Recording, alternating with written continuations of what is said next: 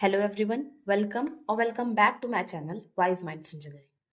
आज हम लोग स्टार्ट करेंगे constitution of India law and engineering की यूनिट 4 इंटेलेक्चुअल प्रॉपर्टी लॉज। इसमें सबसे पहले हम लोग जानेंगे कि इंटेलेक्चुअल प्रॉपर्टी होती क्या है। इट इज एन इनटेंजिबल और abstract creation of human mind usually translated into a tangible form.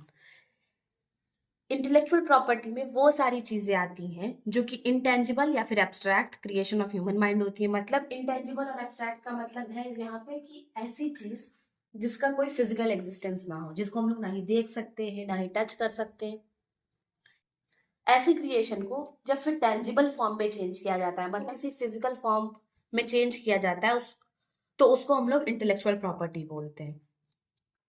तो एक बार और फिर से इसकी डेफिनेशन पढ़ लेंगे हम लोग। इट इज एन इनटेंजिबल और abstract creation of human mind usually translated into a tangible form.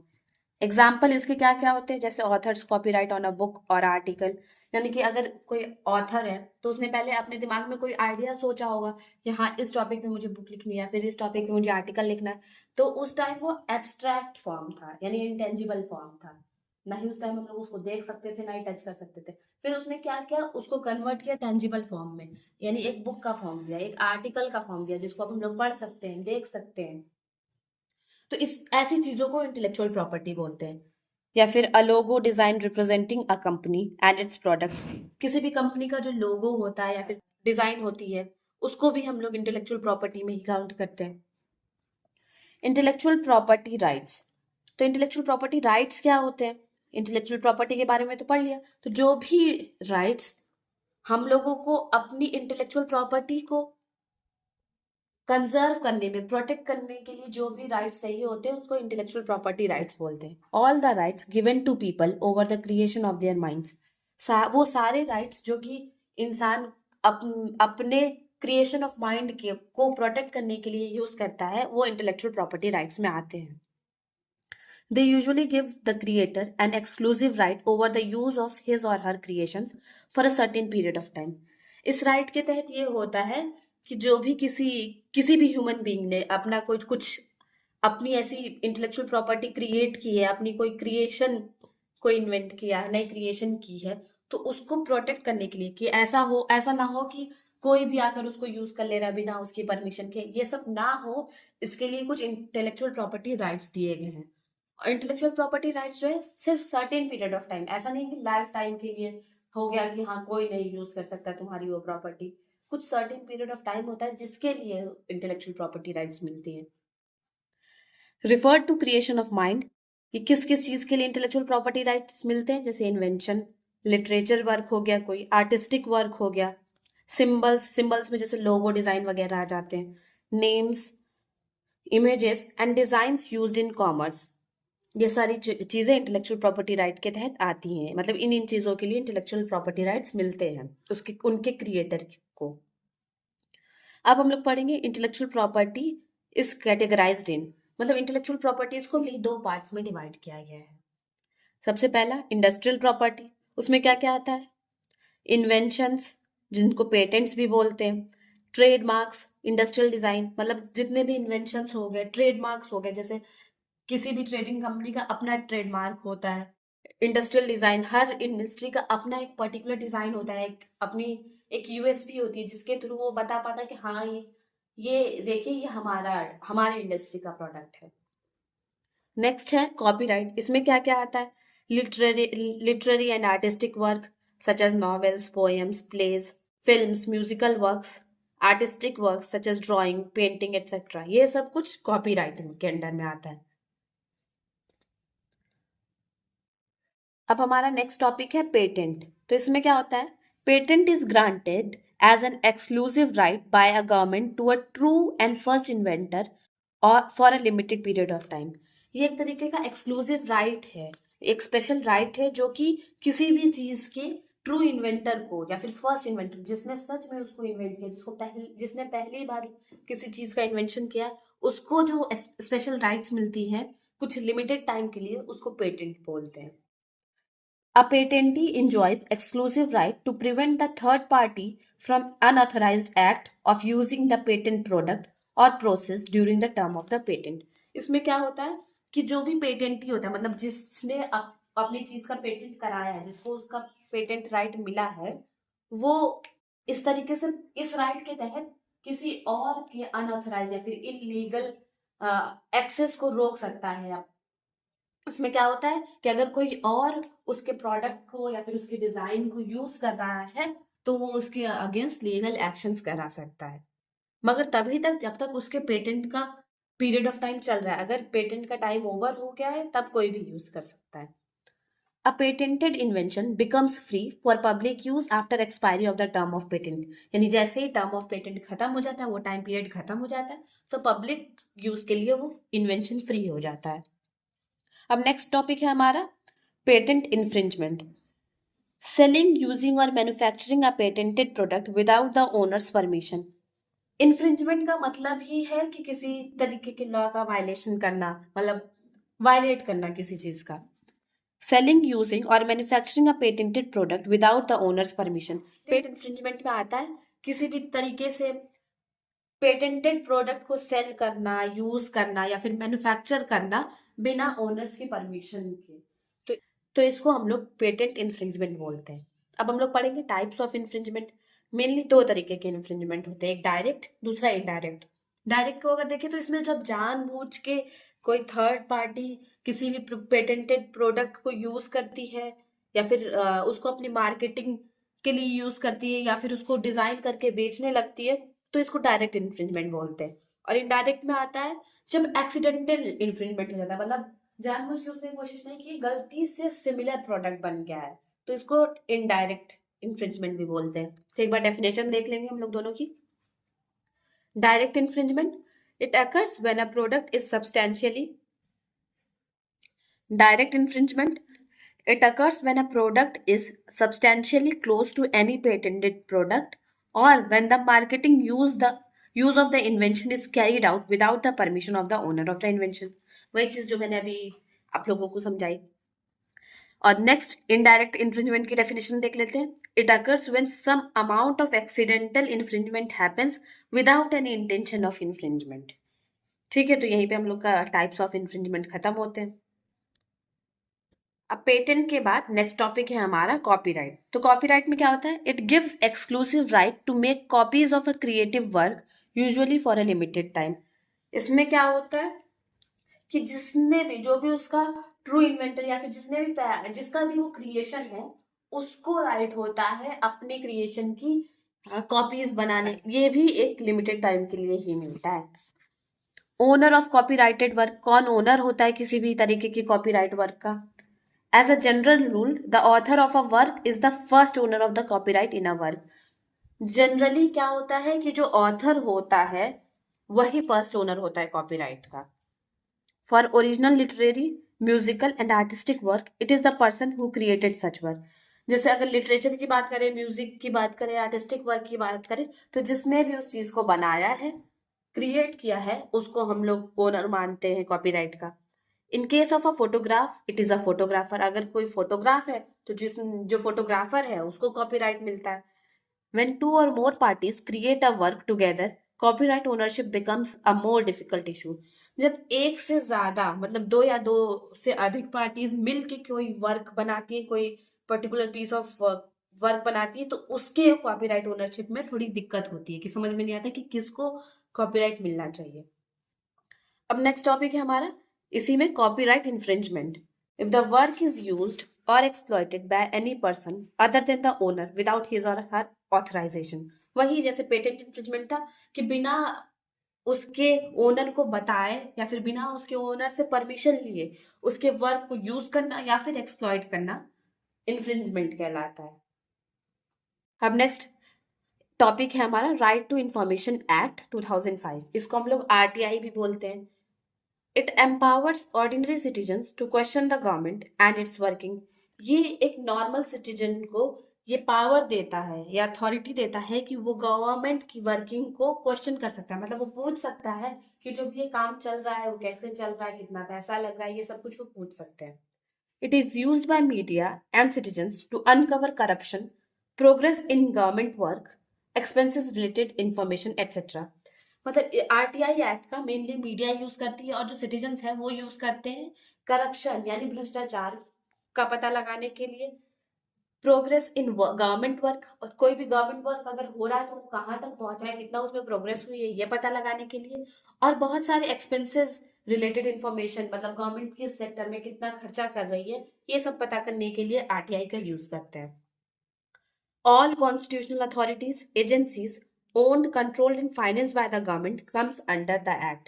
जितनी भी कॉन्स्टिट्यूशनल अथॉरिटीज, मतलब जितनी भी अथॉरिटीज जिसको कॉन्स्टिट्यूशनल रिकॉग्निशन है, जितनी भी एजेंसीज हो गई और जो कि गवर्नमेंट कंट्रोल करती है, फंड करती है और ओन करती है, उन सब पे आरटीआई एक्ट लागू होता है। मतलब इन सब की इंफॉर्मेशन हम लोग आरटीआई एक्ट के तहत निकाल सकते हैं, पूछ सकते हैं।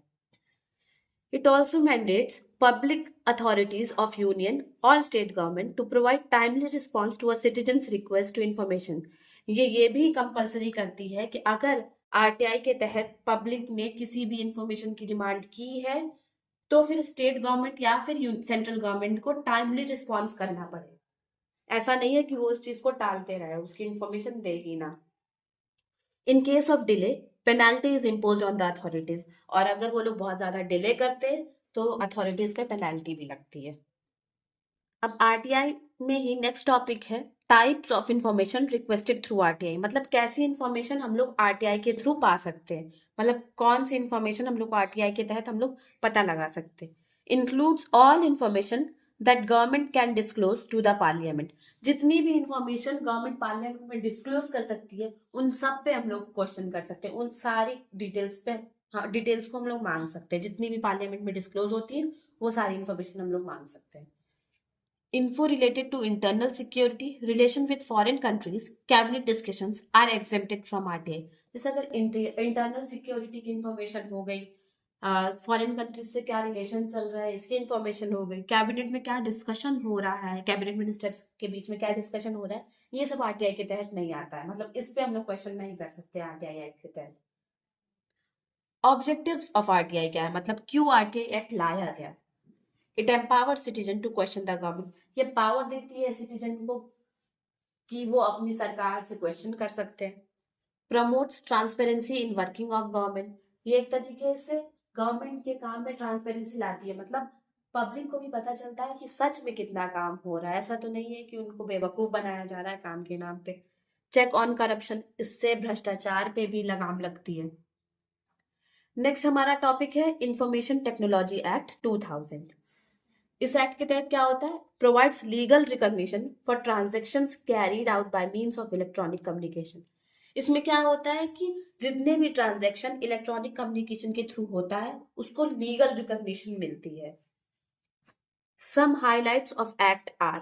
इस एक्ट के कुछ हाइलाइट्स क्या है, क्या मेन फीचर्स है।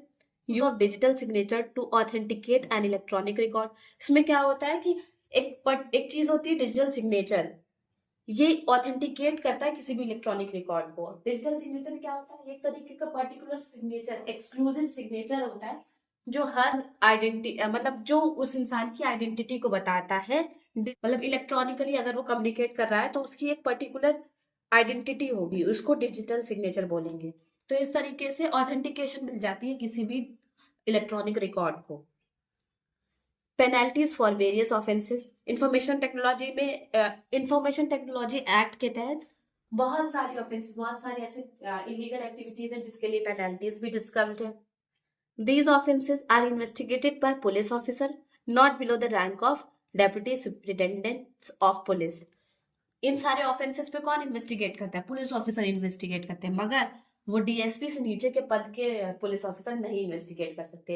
या तो डीएसपी इन्वेस्टिगेट करेंगे या फिर उससे ऊपर के रैंक के लोग, रैंक के पुलिस ऑफिसर्स ही इस पे इन्वेस्टिगेट कर सकते हैं। ये भी इंफॉर्मेशन टेक्नोलॉजी एक्ट में लिखा हुआ है। नेक्स्ट टॉपिक है हमारा इलेक्ट्रॉनिक गवर्नेंस। इसको हम लोग ई गवर्नेंस भी बोलते हैं।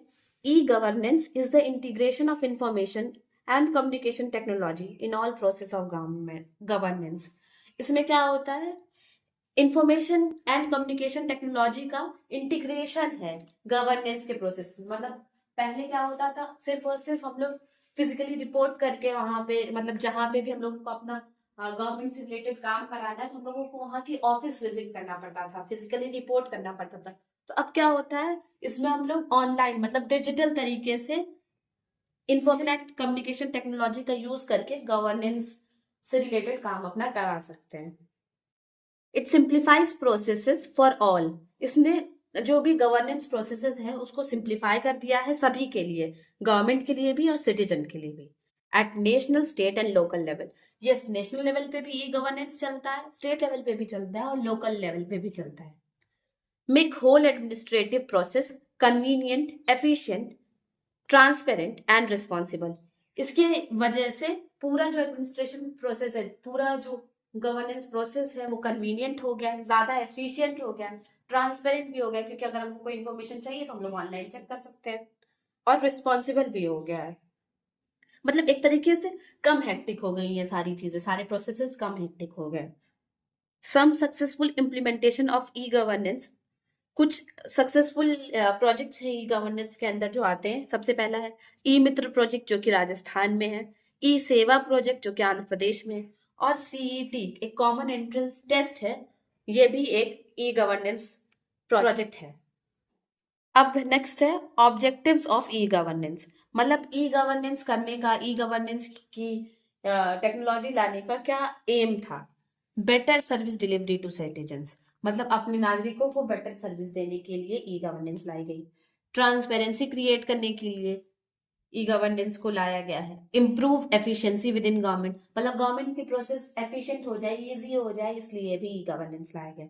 एडवांटेजेस क्या है, स्पीड बढ़ गई है, मतलब जिन जो पहले बहुत हेक्टिक हुआ करते थे, बहुत ज्यादा दिन लगते थे जिन कामों को कराने में, वो अब बहुत जल्दी हो जाते हैं। जैसे अब क्या हो गया, पहले वोटर आईडी जाकर बनवानी पड़ती थी हम लोगों को, तो उसमें बहुत ज्यादा टाइम लगता था, बहुत लंबा प्रोसेस होता था। अब क्या है, अब सभी लोग अपने वोटर आईडी को बनाने के लिए या फिर पैन कार्ड को बनाने के लिए ऑनलाइन ही रजिस्ट्रेशन कर देते हैं, फिर उनका पैन कार्ड या फिर वोटर आईडी घर आ जाती है। सेविंग कॉस्ट्स, इसकी वजह से बहुत सारी एक्सपेंसेस भी कम हो गए। ट्रांसपेरेंसी बढ़ गई है। रिस्पॉन्सिबल गवर्नमेंट होगी, मतलब गवर्नमेंट अब अपनी सारी चीजों को रिस्पॉन्सिबली सारे काम कर पा रही है।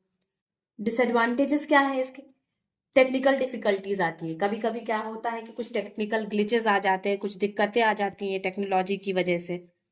इलिटरेसी, क्योंकि हमको पता है कि हमारे देश में इलिटरेसी है, काफी हद तक है, तो सभी को टेक्नोलॉजी की इतनी नॉलेज नहीं है, जिसकी वजह से ई गवर्नेंस उतना ज्यादा अच्छे से काम नहीं कर पा रहा है। अभी भी बहुत सारे मेजोरिटी लोग ऐसे हैं जिनको जाकर ही काम कराना पड़ता है, वो ई गवर्नेंस का यूज ही नहीं कर पा रहे। नेक्स्ट है साइबर क्राइम, क्योंकि सब कुछ ऑनलाइन हो रहा है, सब कुछ इंटरनेट पे हो रहा है, तो इसकी वजह से साइबर क्राइम का भी खतरा बढ़ता है। लीकेज ऑफ पर्सनल इंफॉर्मेशन, अपनी पर्सनल इंफॉर्मेशन का लीकेज होना भी, मतलब लीक होना भी एक बहुत बड़ी दिक्कत है ई गवर्नेंस के केस में। अब नेक्स्ट टॉपिक है डिजिटल सिग्नेचर सर्टिफिकेट है, इसको डीएससी भी बोलते हैं हम लोग। Digital signature certificate are the digital equivalent of physical और पेपर सर्टिफिकेट, मतलब जो हम लोगों को फिजिकल या फिर पेपर सर्टिफिकेट मिलता है उसी का डिजिटल इक्विवेलेंट, मतलब उसका डिजिटल फॉर्म ही हम लोग डिजिटल सिग्नेचर सर्टिफिकेट को बोलते हैं। मतलब जो भी नॉर्मल पेपर सर्टिफिकेट होता है उसका डिजिटल फॉर्म को हम लोग डिजिटल सिग्नेचर सर्टिफिकेट बोलते हैं। A digital certificate can be presented electronically to prove one's identity, to access information or service on internet or to sign documents digitally। जो भी डिजिटल सर्टिफिकेट है हमारे पास उसको हम लोग यूज कर सकते हैं अपनी आइडेंटिटी को प्रूव करने के लिए, या फिर कहीं पे एक्सेस करने के लिए इंफॉर्मेशन, या फिर सर्विस पाने के लिए। अगर इंटरनेट पे हम लोगों को इन्फॉर्मेशन कोई चाहिए तो उसका यूज करके हम लोग कोई भी इंफॉर्मेशन निकाल सकते हैं जिसके लिए भी वो जरूरी हो। अब नेक्स्ट हम लोग पढ़ेंगे साइबर रेगुलेशन एपिलेट ट्रिब्यूनल। हम लोगों ने यूनिट 3 में पढ़ा है ट्रिब्यूनल्स के बारे में। ट्रिब्यूनल एक तरीके की जजमेंट बॉडीज होती है, मतलब जो बहुत सारे केसेस में अपनी जजमेंट पास करती है। मतलब बहुत सारे केसेस ऐसी होती है जो कोर्ट में ना जाके ट्राइब्यूनल के पास जाते हैं, तो उसी तरह उसी का एक टाइप है साइबर रेगुलेशन एपिलेट ट्राइब्यूनल। ये वो ट्राइब्यूनल है जिसमें साइबर सिक्योरिटी से रिलेटेड केसेस आते हैं।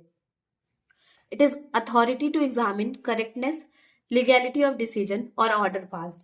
मतलब साइबर केसेस से रिलेटेड उसकी एग्जामिनेशन करती है, उसका लीगल होना चेक करती है कि जो भी डिसीजन लिया गया है वो लीगल है कि नहीं, और जो भी ऑर्डर्स पास हुए हैं वो लीगल है कि नहीं, वो सही है कि नहीं, ये सब काम चेक करना होता है साइबर रेगुलेशन एपीलेट ट्रिब्यूनल का।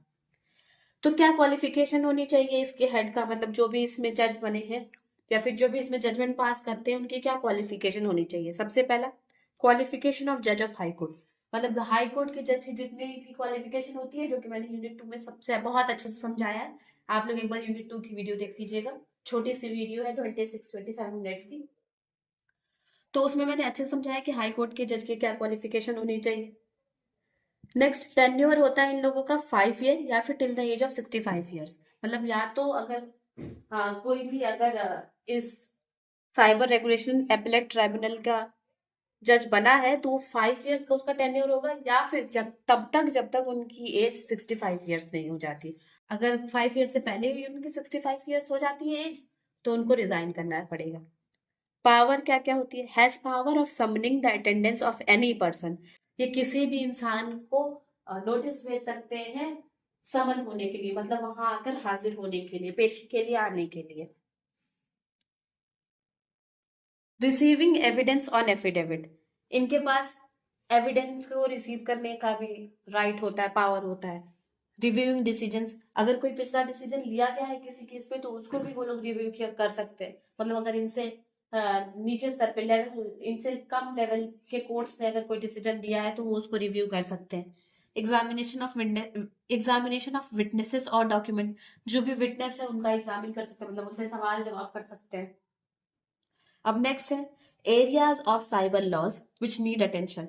देखो कुछ ऐसे एरियाज हैं जहाँ पे अभी भी हमारी कंट्री में साइबर लॉज नहीं अप्लाई होते हैं, मतलब जो भी इंफॉर्मेशन टेक्नोलॉजी एक्ट हम लोगों ने पढ़ा या फिर जो भी आरटीआई एक्ट पढ़ा, ये सब अभी भी ऐसी जगह है, ऐसी एरियाज हैं जहाँ पे ये सारे एक्ट लागू नहीं होते, मतलब जिनके बारे में अभी भी हमारे किसी भी एक्ट में नहीं है।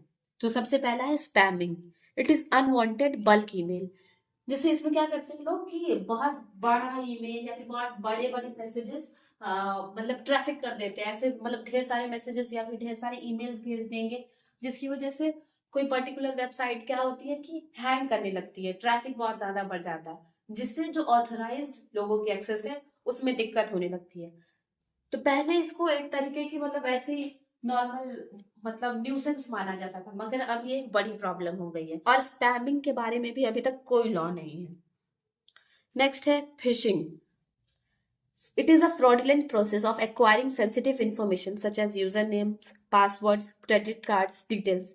इसमें क्या होता है, फ्रॉडुलेंट तरीके से मतलब इलीगल तरीके से क्या करते हैं कि जो भी क्रिमिनल्स होते हैं वो सेंसिटिव इन्फॉर्मेशन एक्वायर करने की कोशिश करते हैं, सेंसिटिव इन्फॉर्मेशन निकालते हैं, जैसे यूजर नेम हो गया, पासवर्ड हो गया, क्रेडिट कार्ड की डिटेल्स तक निकाल लेते हैं वो लोग, जो कि बहुत हार्मफुल है किसी भी नॉर्मल इंसान के लिए। There is no law against spamming and fish, there is no law against spamming and phishing, मतलब इसके लिए भी कोई लॉ नहीं है अभी हमारे इंडिया में। आइडेंटिटी थेफ्ट, इसमें क्या करते हैं कि लोग किसी और की आइडेंटिटी चुरा के उसके नाम पे सर्विस या फिर इंफॉर्मेशन को एक्सेस करने की कोशिश करते हैं। Cyber war, data protection in internet banking, privacy protection, ये सारे एरियाज अभी ऐसे हैं जो कि साइबर लॉज ने टच नहीं किए हैं, मतलब इन पे कोई भी एक्ट कोई भी लॉ नहीं बना हुआ है। तो यहीं पे हमारी यूनिट 4 खत्म होती है, constitution of India law and engineering की। I hope you like the video. Thank you guys. If you like the video, please hit the like button, share with your friends and subscribe to my channel. Thank you so much.